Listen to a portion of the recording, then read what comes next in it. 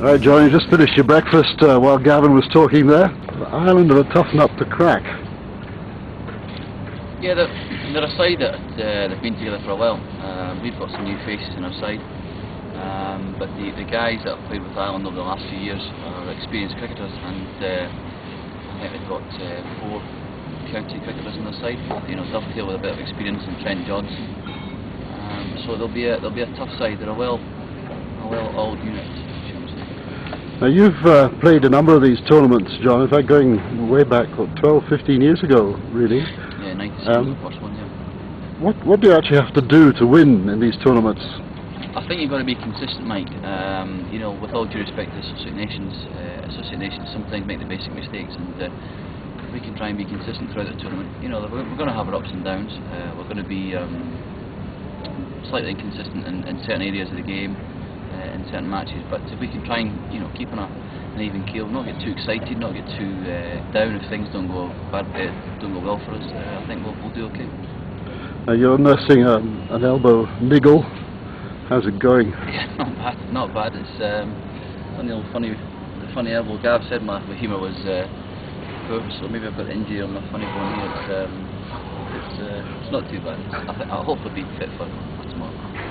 Fair enough. Has the physio been doing her stuff? Yeah, she's good. Maggie's excellent. She's been doing her stuff. She's got a fairly tight schedule. She's got a few guys to look at, but she's excellent. She's put a lot of energy into getting the guys. And now, after Ireland, we've got another tough nut in Namibia. Yeah. And how many times have you played against Namibia yourself? Well, off the top of my head, 2. I think I played against them in Ireland. Yeah. When we had that match, which was a reduced game. I think it was down to 23 or 24 was the side. Obviously, the 4-day match, I think last year against them in Namibia, where it was a very, very tight game. Went to the last 5 overs, and they actually stood up and won the game in the end. Gav, they're big hitters, the Namibians, aren't they? Yeah, I mean, Blain hit the nail on the head. They are the big, strong boys that come out and they play the cricket at a million miles an hour, and or that way or no way, really. But it depends what mood they're going to turn up in. I think my personal opinion on Namibia is that they're either excellent or they're not so hot. Whereas, like Blaine said, we've got to be very consistent. If we can just keep our simple things together, we can be consistent in everything we do. I think we'll wear teams like that down. The Namibians are always giving chances, aren't they, when they're hitting away? Well, they play that way. That's the way they play, Mike. They've got a couple of strong boys at the top of the order, but they're always giving chances. But we shouldn't alter any plans that we try and put down, and hopefully, as I say, they might win a 5-over period, they might win a 7-over period, even win a 10-over period. But if we try and keep it fairly consistent, then hopefully we can win the game in the end. Against both Ireland and Namibia, I would guess that early wickets are important. They are. I mean, I didn't play against Kenya, and Gavin will back me up on this the other day there, that the toss is crucial. When games start at 9:30, it tends to be a little bit damp on their foot.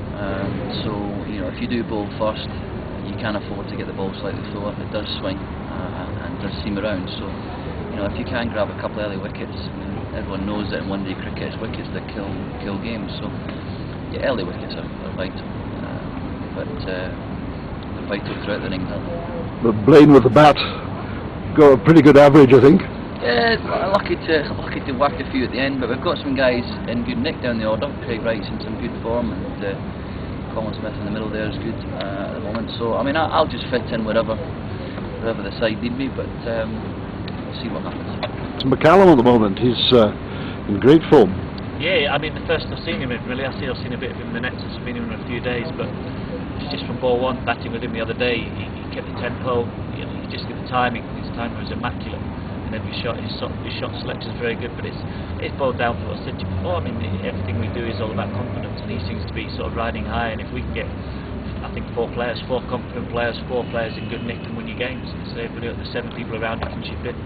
If 4 people can perform, and Neil looks like he's really going to have a good tournament, touch wood. But like I said, if 2 or 3 more people can jump on this bandwagon, we won't be far away. Okay, your final summary, John. Where do you think Scotland are going to end up in this tournament? Mike, I tried to make that prediction 4 years ago, or whatever it was, Ireland. Very difficult. I couldn't have made the prediction in '97. I could never have made the prediction in Canada in 2001.